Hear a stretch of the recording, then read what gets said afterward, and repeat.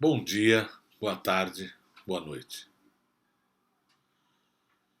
Hoje, no mesmo propósito de oração, de elevação dos nossos corações a Deus, nosso Pai, a Jesus, nosso irmão maior, aos espíritos superiores, e no mesmo sentido da melhor compreensão daquilo que nos é mostrado através da leitura ao acaso do Evangelho segundo o Espiritismo, nas passagens do Evangelho e nas interpretações dos espíritos da falange do Espírito da Verdade, no mesmo sentido.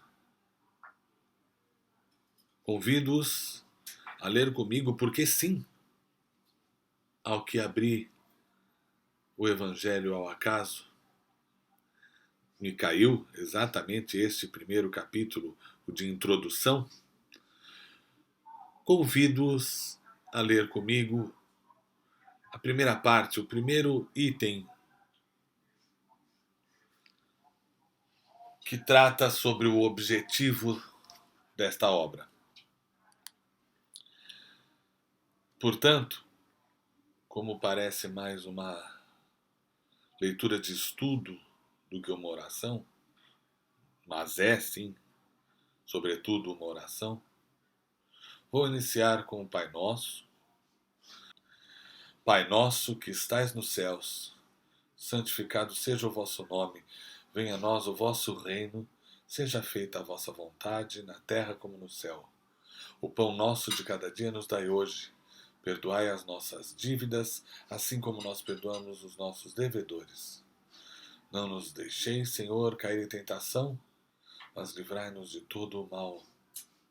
Porque vosso é o reino, o poder e a glória para todos sempre, que assim seja. Podemos dividir as matérias contidas nos evangelhos em 5 partes: os atos comuns da vida de Cristo, os milagres, as profecias, as palavras que serviram para o estabelecimento dos dogmas da Igreja e o ensino moral. Se as 4 primeiras partes têm sido objeto de discussões, a última permanece inatacável. Diante deste código divino, a própria incredulidade se curva. É o terreno em que todos os cultos podem encontrar-se, a bandeira sob a qual todos podem abrigar-se, por mais diferentes que sejam suas crenças. Porque nunca foi objeto de disputas religiosas, sempre e por toda parte provocadas pelos dogmas. Se o discutem, as seitas teriam, aliás, encontrado nele a sua própria condenação, porque a maioria delas se apegam mais à parte mística do que à parte moral, que exige a reforma de cada um. Para os homens, em particular, é uma regra de conduta que abrange todas as circunstâncias da vida privada e pública, o princípio de todas as relações sociais fundadas na mais rigorosa justiça. É, por fim, e acima de tudo, o caminho infalível da felicidade a conquistar, uma ponta do véu erguida sobre a vida futura. É essa parte que constitui o objeto exclusivo desta obra. Todo o mundo admira a moral evangélica. Todos proclamam a sua sublimidade e a sua necessidade. Mas muitos o fazem confiando naquilo que ouviram ou apoiados em algumas máximas que se tornaram proverbiais. Pois poucos a conhecem a fundo e menos ainda a compreendem e sabem tirar-lhe as consequências. A razão disso está, em grande parte, nas dificuldades apresentadas pela leitura dos evangelhos, ininteligível para a maioria. A forma alegórica, o misticismo intencional da linguagem fazem que a maioria o leia por desencargo de consciência ou por obrigação, como se lê as preces sem as compreender, o que vale dizer sem proveito. Os preceitos de moral espalhados no texto, misturado com as narrativas, passam despercebidos. Torna-se impossível aprender o conjunto e fazê-lo objeto de leitura e de meditação separadamente. Fizeram-se, é verdade, tratados de moral evangélica, mas a adaptação ao estilo literário moderno tira-lhe a ingenuidade primitiva, que lhe dá, ao mesmo tempo, encanto e autenticidade. Acontece o mesmo com as máximas destacadas, reduzidas à mais simples expressão proverbial, que não passam, então, de aforismos, perdendo uma parte de seu valor e de seu interesse, pela falta dos acessórios e das circunstâncias em que foram dadas. Para evitar esses inconvenientes, reunimos nesta obra os trechos que podem constituir, propriamente falando, um código de moral universal, sem distinção de cultos.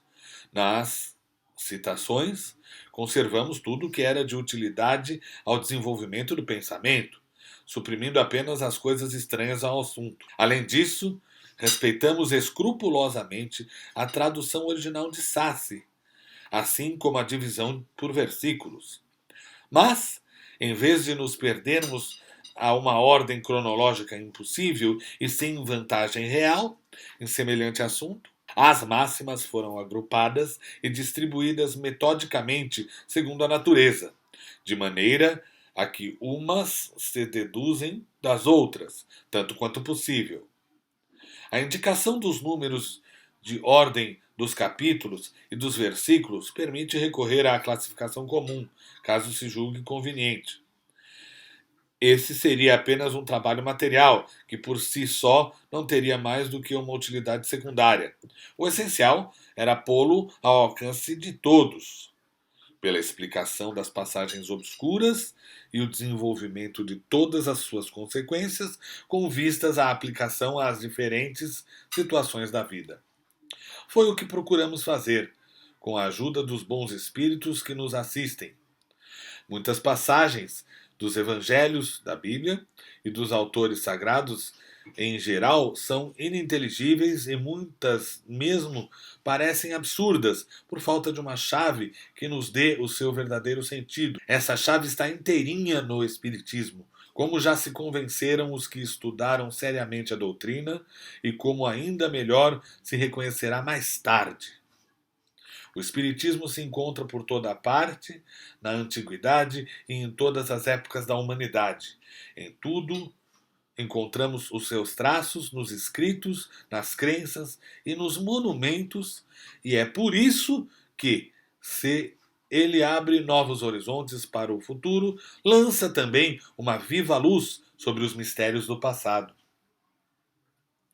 Como complemento de cada preceito, damos algumas instruções escolhidas entre as que foram ditadas pelos espíritos em diversos países através de diferentes médiuns.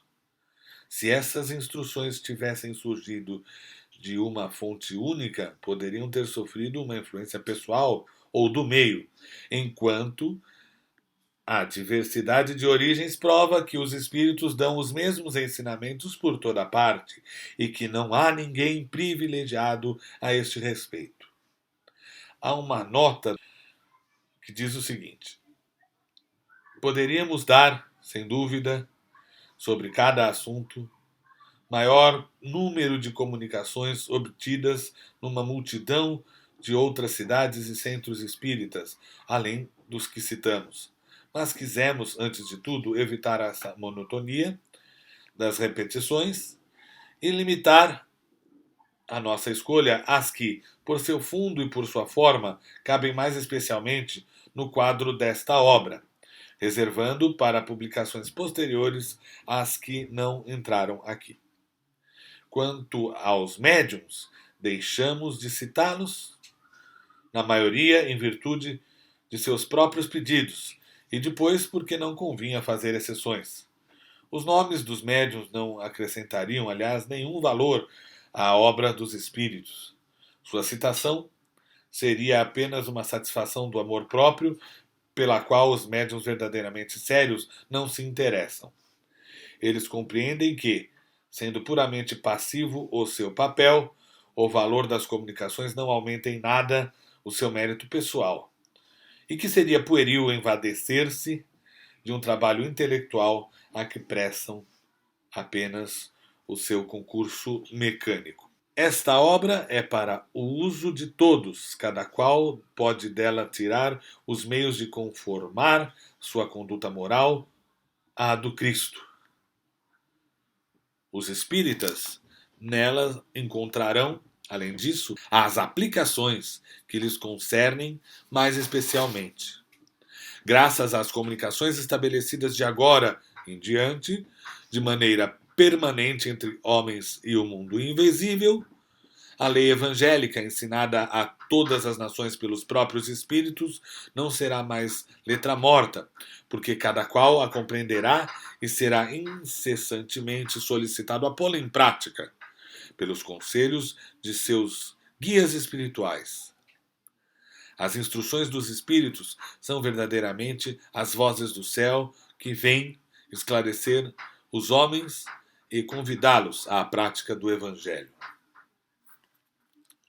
Pois bem, amigos, este é o item número 1 do capítulo 1 da obra O Evangelho segundo o Espiritismo, de Allan Kardec. Dou por encerrada a leitura do dia de hoje. Graças a Deus.